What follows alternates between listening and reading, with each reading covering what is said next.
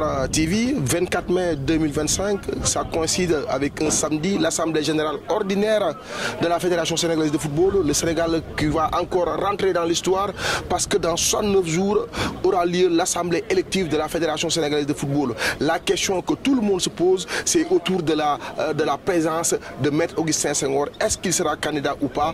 Avec les nombreux candidats qui se défilent chaque jour, aujourd'hui on sera dans cette salle-là pour vous faire vivre les temps forts de cette Assemblée générale ordinaire où le bilan de l'année 2024-2025 sera tiré, où on va tirer en peigne fin tous les bilans, le bilan d'activité et le bilan financier. Donc on va ensemble dans la salle pour suivre ensemble cette Assemblée générale.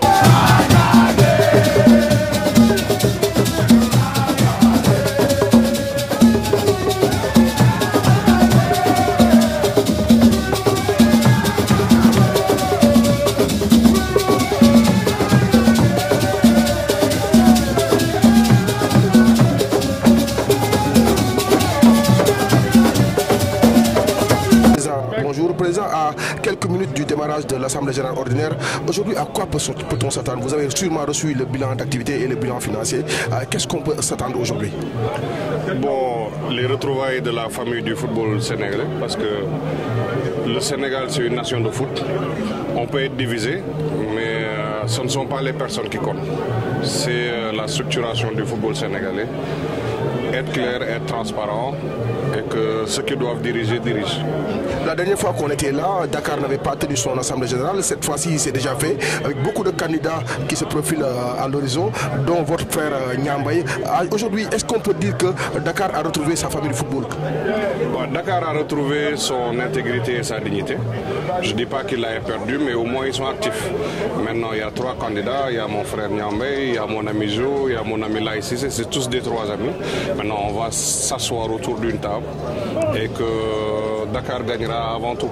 Ce n'est pas la personne qui importe, mais à partir de maintenant, on va vers la fin de la saison. Il faudrait maintenant que les candidats arrivent avec leur projet.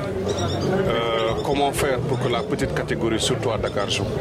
On a des juniors et des cadets qui ne jouent pas. Nous, on passe notre temps à payer des tournois privés.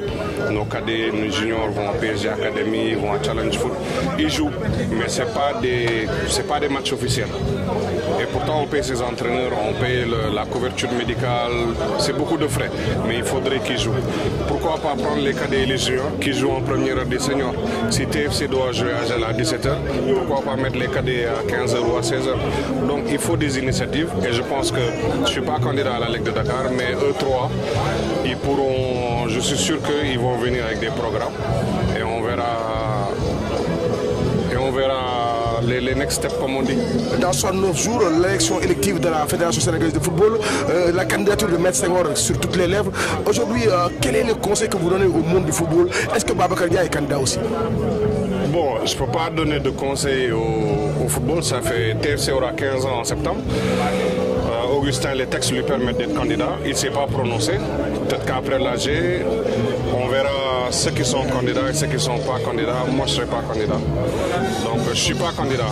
Donc, après, on verra à sortir de ça là, pour la Ligue, pour la Fédération sénégalaise de football, qui va diriger ce football-là. Parce que c'est dommage d'arriver aussi haut. Le plus dur, c'est de se maintenir. L'Égypte a gagné 5 coupes, on ne les entend pas. C'est pas parce qu'on a gagné une coupe qu'on est l'alpha oméga du football. Maintenant, il faut que tout le monde se retrouve et que le Sénégal puisse avancer. On va voir au sortir de cet AG qui se déclare pour le poste de numéro 1 pour la Fédération sénégalaise. Babacar Dia à la tête de la LSFP, beaucoup de gens en parlent. On en parlera après l'AG. Merci, président. Merci.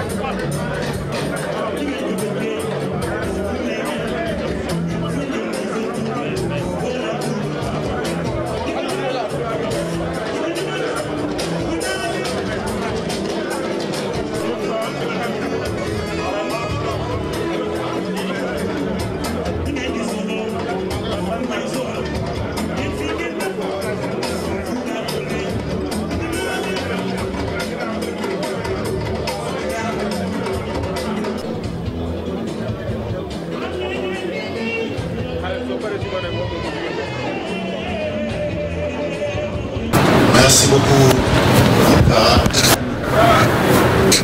Je vais commencer par saluer l'Assemblée, les délégués présents, les autorités présentes aussi, que nous présenterons bien entendu, notamment M. Tanoni, que vous connaissez tous, le directeur du cabinet, et madame le ministre de la Jeunesse, des Sports et de la Culture. Nous avons ici aussi donc M. Elad Djouf, représentant de la FIFA, et comme vous savez aussi, présent au niveau du bureau de Dakar, de la FIFA, avec madame Atou Kamara qui est ici présente. Je n'oublierai pas aussi le directeur exécutif de la zone IFOA-A, que vous connaissez aussi. Je ne parle pas seulement de ce qui sont partis récemment. Pendant toutes ces 4 années qui ont constitué ce mandat-là, nous en avons perdu. Nous en avons perdu des hommes, des femmes, des personnes importantes. Parce que souvent, on oublie que parmi nous, il y en a qui partent presque dans l'anonymat.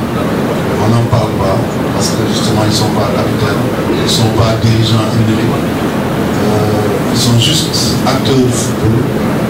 Et alors que quand on dit juste acteur du football, il n'y a rien de plus faux parce que acteur du football, c'est toujours avec un grand A. À toutes ces personnes-là, à tous ceux qui nous ont quittés, tous nos proches qui nous ont quittés, mais aussi ceux qui sont malades. Donc je pense qu'il ne faut pas les oublier. Ils ont souvent été avec nous, mais aujourd'hui nous ne pouvons pas parce qu'ils sont malades. Et permettez-moi ici de citer notre cher secrétaire général, Victor Sis, qui n'est pas là. Pour la deuxième fois, en tout cas depuis plusieurs années, il n'est pas là.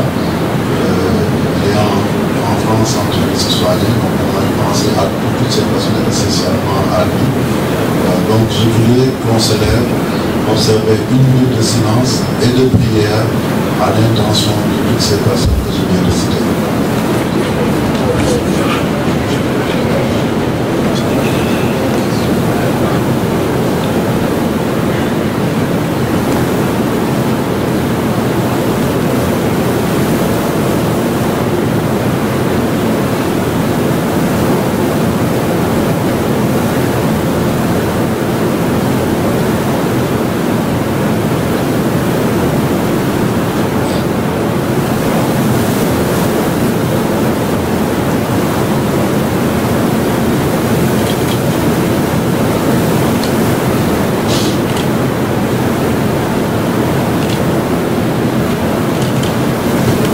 Merci beaucoup.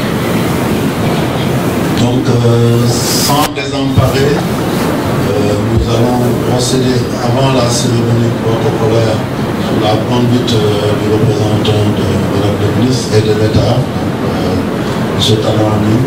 Dans cette cérémonie protocolaire, nous avons tenu à vous présenter une vidéo de 6 minutes qui un peu fait un parcours de ce mandat-là. Parce que la particularité de cette Assemblée générale, elle est bien entendu celle de l'exercice 2024. Et donc c'est la dernière Assemblée générale qui clôture ce mandat de canton qui a été commencé en août 2021. Et donc c'est la dernière Assemblée générale ordinaire. Bien entendu, il y aura l'âge exécutif. Et nous nous assemblons en comité exécutif de proposer une vidéo, parce que des fois ça rend mieux compte de tout ce qui a été fait, mais aussi peut-être de ce qui n'a pas été fait pendant ces 4 ans. Donc si la technique est prête, on peut lancer cette vidéo et je demande à tout le monde en raison de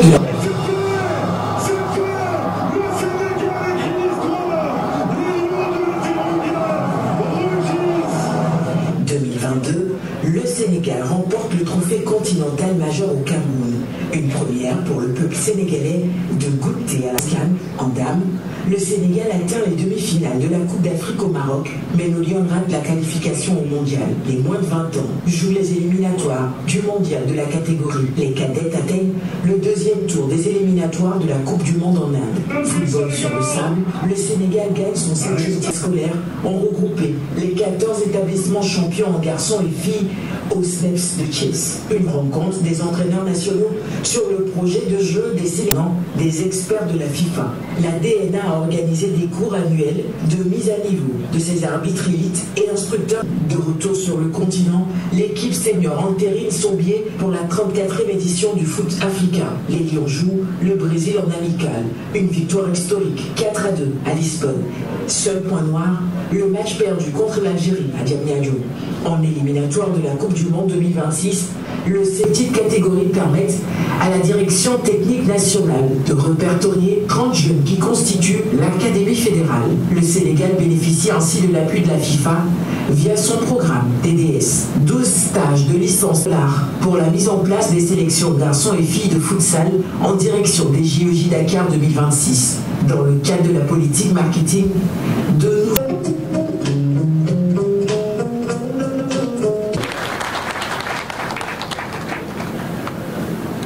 Merci beaucoup, ces éléments que nous voulions partager avec vous. On vous a vu tout à l'heure à l'intérieur fustiger un peu l'approbation de l'ordre du jour. Qu'en est-il de la situation? Non, en fait, j'ai fait une intervention par rapport à 2 points parce que le président Augustin Senghor avait demandé à l'Assemblée générale l'approbation de quelques points et parmi ces points figurait le manuel de procédure qui est un guide financier que la fédération utilise pour exécuter ses dépenses. Et le deuxième point, c'était la construction d'un immeuble sur le terrain qui appartenait à l'ancienne Ligue du Cap-Vert qui est aujourd'hui devenue la Ligue de Dakar. Donc j'ai intervenu pour dire d'abord que le manuel de procédure n'était pas entre nos mains et que nous ne pouvions pas valider un document que nous n'avions pas vu. Bon, il a répondu en disant que le manuel de procédure était validé au niveau du comité exécutif et pas au niveau de l'Assemblée générale. Donc c'est eux qui ont fait l'erreur de le mettre parmi les points à valider. Le deuxième point qui concerne la construction de l'immeuble de la fédération au niveau de l'ancien siège de la Ligue du Cap-Vert, le président nous a fait un petit exposé de tous les efforts qui ont été faits pour qu'on ne perde pas ce terrain. Nous les félicitons de tous ces efforts et il nous a promis aussi que quand l'immeuble sera érigé, que la Ligue de Dakar sera bien logée là-bas. Vous êtes satisfait de sa réponse? Oui, c'est ce que je voulais. Au fait, je voulais que, parce que c'est vrai que la Ligue de Dakar, ce terrain appartient à la Ligue de Dakar, mais la Ligue de Dakar fait partie du football. Si tout le monde, toutes les ligues peuvent en bénéficier, nous sommes d'accord, mais aussi en contrepartie qu'on ait quelque chose. Et il a répondu en disant que nous aurions un palier au niveau de cette ligue. Donc je suis content de la... Nous sommes avec le président M. Samsidine Diatta, membre du COMEX, président du Dakar Université Club. Président, bonjour. L'Assemblée générale ordinaire a démarré. Il y a eu 2 ou 3 contestations par rapport à l'ordre du jour. Qu'est-ce qu'on peut vous pouvez dire par rapport à ces contestations du président Djamil Faye et du président Ak de Kaola?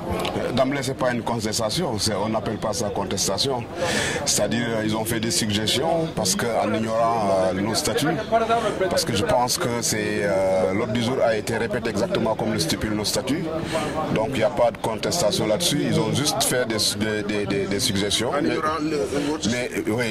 Mais c'est dans l'ordre normal des choses que l'ordre du jour a été établi. Donc il fallait peut-être qu'ils vérifient un tout petit peu les textes pour voir, mais rien n'a été changé par rapport aux ordres du jour qui ont été toujours donnés pendant les assemblées générales passées. Donc c'était un ordre du jour qui respecte les statuts et règlements de la fédération. On a juste déroulé et voilà, ils ont fait juste des suggestions et le président Augustin Senghor a effectivement apporté une réponse que eux-mêmes comprennent que effectivement c'est ça. Et que hier sur les réseaux sociaux on a vu pas mal de gens fustiger publié le bilan financier disant que la fédération est déficitaire. Aujourd'hui, j'ai accroché tout à l'heure Seydou Sané, chargé de la communication, qui nous dit que dans les caisses de la fédération, il y a 1 milliard de poussières qui existent dans les caisses. Qu'en est-il réellement de cette situation financière? Mais vous savez, les réseaux sociaux, c'est de l'intoxication, c'est de la manipulation, c'est tout ce que tu peux penser de qualificatifs négatifs qu'on peut retrouver dans les réseaux sociaux. Et les gens qui sont dans les réseaux sociaux, souvent ne sont pas les responsables de club. C'est des gens, bon, peut-être des fans ou autre chose, mais ce n'est pas des responsables de club. Souvent, ce n'est pas ces gens-là qui ne sont pas, qui comprennent rien. Et c'est un bilan de 2024. Ce n'est pas un bilan de manière générale, un bilan de l'exercice 2024. Donc, ceux qui comprennent, parfois, tu peux voir même dans une rubrique où on met moins quelques sous, mais ça ne voudrait pas dire pour autant que la fédération est déficitaire. Il y a encore des sous. Mais il faut reconnaître que nos ressources sont en baisse parce que du fait qu'on n'était pas loin en Coupe d'Afrique, parce que les principales ressources de la fédération, c'est les qualifications de Coupe du Monde, c'est aller plus loin dans la Coupe d'Afrique des Nations.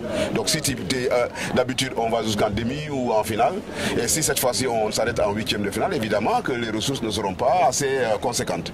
La Coupe du Monde aussi c'est pareil, il faut une qualification pour qu'on puisse, parce que la principale ressource, je dis bien, c'est la Coupe du Monde et la Coupe d'Afrique. Les autres sponsors, c'est des sponsors qui maintiennent la fédération, mais ce n'est pas des sponsors effectivement qui puissent vraiment tenir les coûts de la fédération. À 69 jours de l'élection élective, le 2 août, je rappelle, aujourd'hui il y a des candidats qui se sont déclarés. À quoi peut-on s'attendre par rapport aux membres du COMEX? Est-ce que la candidature de M. Senghor qui est sur toutes les lèvres, qu'est-ce qu'on peut s'attendre? Jusqu'à l'heure où on parle toujours de candidature de candidat. Personnellement, moi j'ai à part Eliman que j'ai écouté qui dit qu'il est candidat, il y a personne qui déclare la candidature, que ce soit vous, quand je viens en émission, il parle de Abdoulaye Fall, j'ai jamais entendu Abdoulaye Fall dire qu'il est candidat, que ce soit Cheikh Seck, j'ai jamais entendu écouter Cheikh Seck dire qu'il est candidat.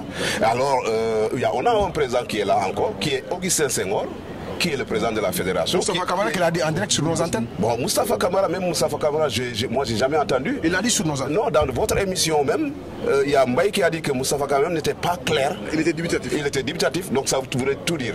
Alors, donc là, au moment où je parle, moi je pense qu'on a encore un président qui s'appelle Augustin Senghor, qui est à la tête de la fédération, et on attendra le moment venu pour voir les candidatures officielles pour après dérouler. Qu'en est-il du Manko? Le Manko est toujours là, on est encore en discussion. Maintenant, chacun est libre de dire ce qu'il veut. Mais vous savez, ce que je veux dire, le responsable, le leader, c'est celui-là qui a le sens élevé de la mesure et de la retenue. C'est celui-là qui ne parle pas n'importe où, qui n'ouvre pas la bouche n'importe où. Moi, je suis éduqué comme ça. Mon statut de cadre dans le sport ne me permet pas aujourd'hui d'ouvrir ma bouche pour dire des choses. On a vu que certains membres du COMEX sortir sur les plateaux, dire que... C'est ce que je rebondis. Je dis, moi, je suis un cadre, un haut cadre, donc ça ne me permet pas de parler n'importe comment. Je dis, le sens élevé de la mesure et de la retenue est la note d'un grand leader. C'est pas inquiétant des membres du COMEX comme Iliman Lam qui est candidat, Yaya Baldé qui était sur nos antennes la fois passée, dire qu'il n'est pas pour la candidature de M. Senghor. C'est des membres du COMEX. Aujourd'hui, est-ce qu'il n'y a pas une embrouille au niveau du COMEX? Mais il est libre de le dire. Il est libre. Par contre, par exemple, moi, Samsidine, si Augustin est candidat, tout le monde sait que je suis avec lui. Tout le monde le sait. S'il est candidat, je dis bien, il y a un comité qui a été créé pour discuter avec les gens susceptibles d'être candidats. Mais tout le monde sait que moi, si Augustin est candidat, je suis avec Augustin. Je suis avec lui, il n'y a pas d'équivoque. Maintenant, ce que je dis, je le répète, les histoires de parler comme d'ouvrir la bouche et de dire des sanités, de dire des choses qui ne sont pas bonnes, ben je pense que ça, ce n'est pas la marque d'un grand leader. Ici, personne n'a peur de personne. Nous sommes tous courageux, mais nous avons le sens élevé de la mesure et de la retenue. C'est ça qui fait le grand responsable. Et moi, je suis mon statut de haut cadre ne me permet pas de parler n'importe où et n'importe comment. Je parle essentiellement et je fais des choses efficacement et je m'en vais. Est-ce qu'on peut dire que le Sénégal a rendez-vous avec l'histoire le 2 août? Je ne sais pas encore, je ne sais pas, ça dépendra. On a encore quelques temps pour en discuter, pour voir est-ce que nous serons ensemble. Merci. C'est bon, Rebonsoir, nous sommes avec le président Madi Touré, président de Génération Foot. Président, bonsoir. On vous a vu votre réaction par rapport à la suggestion que vous avez émise par rapport au rapport financier. Qu'en est-il? Non, mais bon, c'est des suggestions que j'ai faites. Bon, maintenant, c'est pour l'intérêt du football. Moi, quand je parle pas à titre personnel, je parle toujours à titre collectif. Donc, quand j'ai parlé de mes suggestions, c'est qu'aujourd'hui, j'ai parlé du découpage de proximité, pas le découpage géographique, parce que cela pose des problèmes aux clubs qui n'ont pas assez d'argent. Ça, c'est la première que j'ai demandé. La deuxième chose, j'ai parlé des contrats fédéraux, parce que si on ne fait pas des contrats fédéraux, nous ne pouvons pas aussi protéger les joueurs amateurs vis-à-vis des clubs professionnels. C'est tout un ensemble à mettre en place, et on a parlé tout à l'heure de la décentralisation. Il faut mettre aussi la décentralisation, donc des licences pour pouvoir avoir un football fort. Et pour terminer, j'ai parlé aussi de réduire les dépenses. Les dépenses, il faut les réduire, parce que j'ai vu dans le rapport d'activité que nous dépensons en mission plus de 100 et quelques millions. Je trouve ça excessif. Et au téléphone, 64 millions. Si vous additionnez ces deux montants, si nous réduisons les coûts à 50%, il y a au moins une économie de 60 ou 80 millions qui va rester dans la caisse de la fédération. Je parle en tant que gestionnaire, parce que j'ai un club, je sais qu'aujourd'hui comment ça fonctionne, et j'ai l'expérience sur les coûts, et il faudra réduire les coûts, parce que la fédération n'est pas bien outillée en finances pour pouvoir aussi aider tous les clubs. À 69 jours de l'élection élective, vous avez déclaré votre candidature, vous êtes la seule personne à déclarer votre candidature. Aujourd'hui, qu'est-ce qu'on peut retenir à quelques jours de l'élection élective de la Fédération sénégalaise de football? Mais jusqu'à maintenant, je ne me suis pas déclaré. Hein. Ça, c'est les gens qui parlent de ma candidature. Mais le moment venu, je le ferai. Aujourd'hui, je ne peux pas dire que je suis candidat ou je ne suis pas candidat. Mais en tout cas, je peux dire que je suis candidat au développement du football sénégalais. Ça veut dire que je suis un acteur du football. Donc, je suis toujours candidat, parce que quand on parle de candidat, c'est pouvoir apporter une contribution. Aujourd'hui, vous avez vu que je suis arrivé à l'Assemblée pour faire des suggestions à Senghor. Et je félicite aujourd'hui le président Senghor de son comportement en tant que leader, parce qu'aujourd'hui, il a fédéré, il a quitté tout le monde. Et la fois passée, il n'avait pas donné de parole à aucun président. Aujourd'hui, il l'a fait. Voilà ce que j'attends de lui. Aujourd'hui, il a été un gentleman, et vraiment, il a été très courtois, je le félicite. Souvent, votre nom est cité parmi les membres du COMEX pour dire le manco, on n'exclut même pas Madi. Aujourd'hui, il vous a parlé d'un air taquin, on dit que peut-être vous allez occuper cette siège-là. Mais vous savez, Augustin et moi datent de longtemps. On a vraiment des relations très fraternelles. Augustin, c'est mon grand frère, et j'ai beaucoup de respect pour lui, et je le dis tout le temps, j'ai une admiration pour Augustin Senghor. Maintenant, que les gens l'aiment ou l'aiment pas, en tout cas, moi, Madi Touré, j'aime Augustin Senghor. Vous êtes du département de Rufisque, la Ligue de Dakar, il y a pas mal de candidatures. On vous a vu sur les affiches de Joe Samba, alors que vous êtes dans le département de Rufisque où il y a votre jeune frère Nyambay qui est candidat, Ablaï, c'est votre ami qui est candidat. À quoi peut-on s'attendre pour ce département, pour la Ligue de Dakar? Pour la Ligue de Dakar, on n'a qu'à regarder l'intérêt du football. Aujourd'hui, il y a Nyambay, il y a Joe Sambou, il y a Ablaï Cissé. Si les Dakarois maintenant regardent l'intérêt du football, on n'a qu'à regarder le meilleur profil pour le développement de notre football. Moi, j'ai aucun problème, j'ai aucune animosité à aucune personne du football.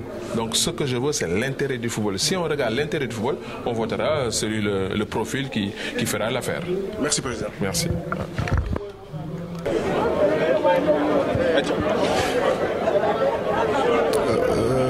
Rebonjour, Président Babacar Ndiaye. Tout à l'heure, j'avais posé la question par rapport à la Ligue Pro. Aujourd'hui, réellement, qu'en est-il de la Ligue Pro? Bon, on a vécu plusieurs années difficiles.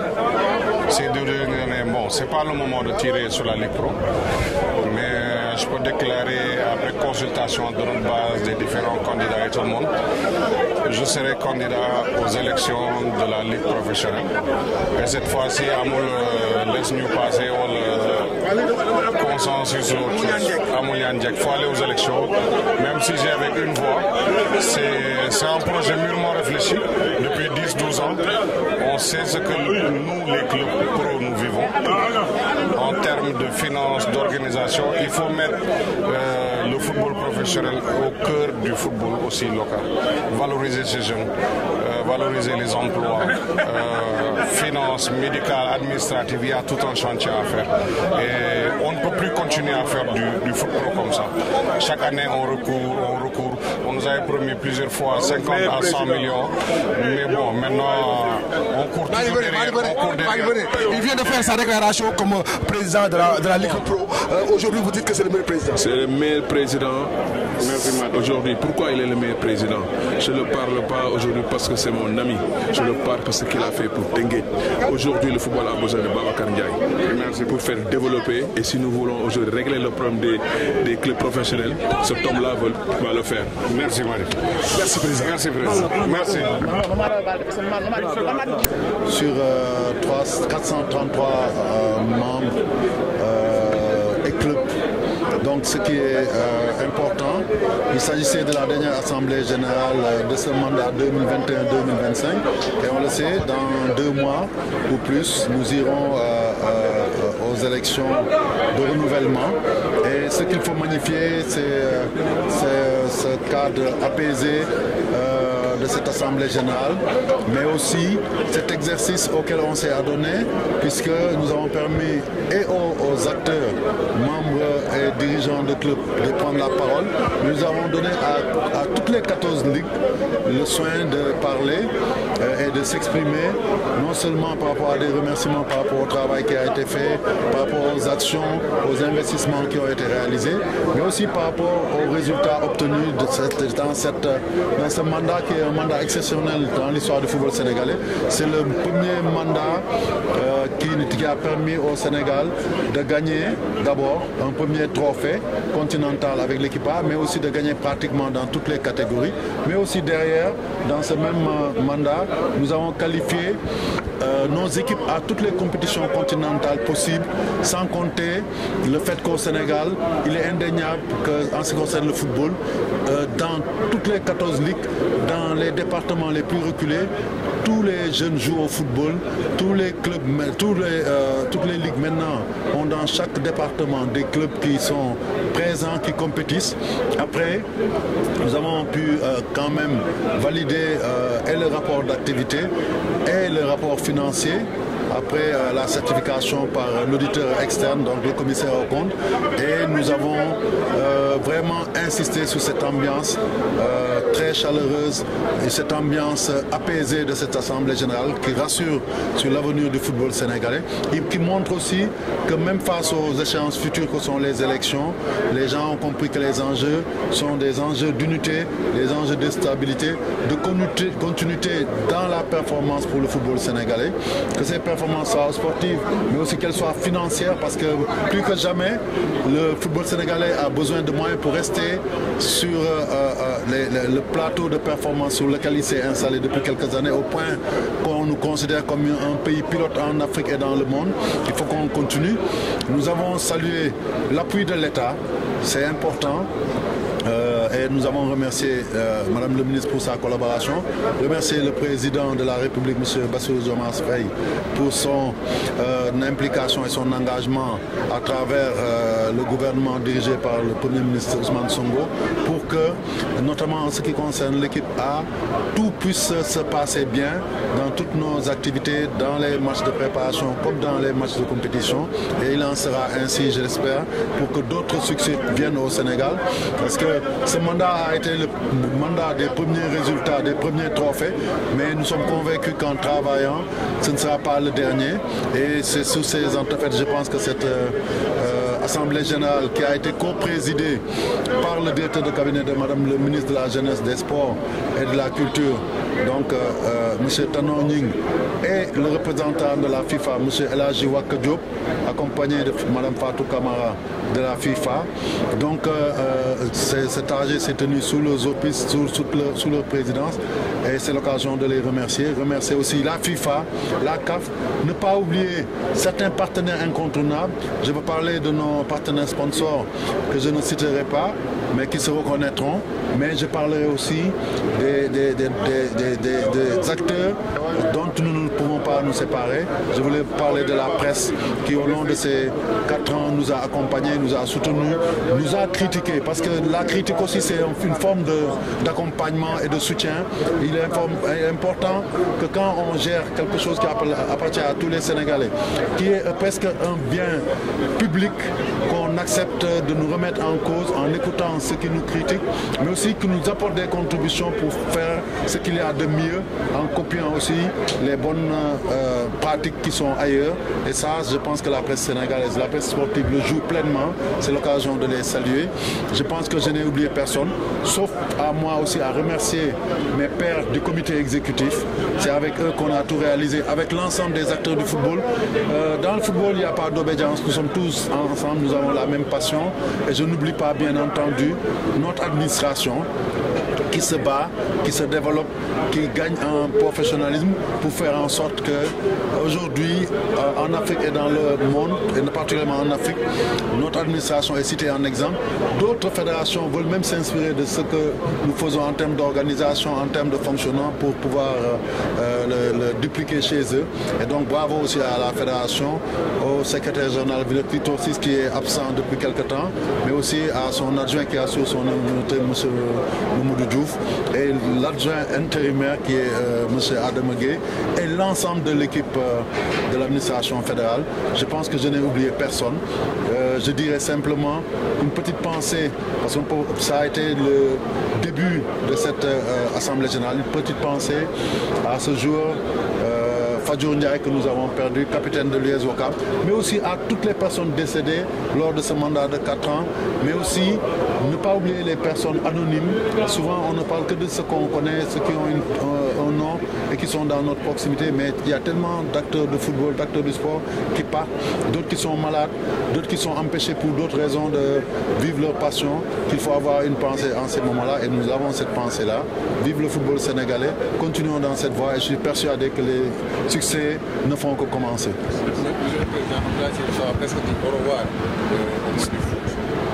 Est-ce que vous êtes-vous candidat à votre succession? Écoutez, je n'ai pas eu la même perception que vous. Abdoulaye Sow n'a pas fait dire au revoir au monde du foot. Hein. Je vous dis qu'il reste comme moi un passionné du foot. Nous, on ne vit pas par rapport à nos postes ou par rapport à nos fonctions. Nous vivons une passion. J'ai tout à l'heure dit que nous avons en partage cette passion du football. Et Abdoulaye, je n'ai pas eu l'impression depuis qu'on se parle, et que même ce matin, qu'il ait dit qu'il partait. Il a dit qu'il finissait son mandat de président de la Ligue amateur. C'est normal parce qu'il est devenu un club professionnel. Mais je pense que ce serait même une erreur de penser qu'aujourd'hui, le football peut se passer des compétences et des expériences de certains. Il faut faire attention à cela parce que ce serait recommencer à zéro. Laissons les choses se faire. Ceux qui auront envie de se présenter le feront. Ceux qui n'auront pas envie de le présenter le feront pas. Et ceux qui se présenteront ou pas, c'est ça la règle du jeu démocratique. Les gens iront aux élections. Ceux qui seront choisis par la base continueront leur travail. D'autres retourneront à la base. Parce que Abdoulaye Sow, comme moi, comme tant d'autres qui sont au comité exécutif, on l'est par le truchement de la représentation de nos clubs. Aujourd'hui, si quelqu'un n'est plus président de fédération ou vice-président ou membre du comité exécutif, il retourne à la base, c'est-à-dire au niveau de son club, pour travailler. Parce que c'est ça l'humilité aussi.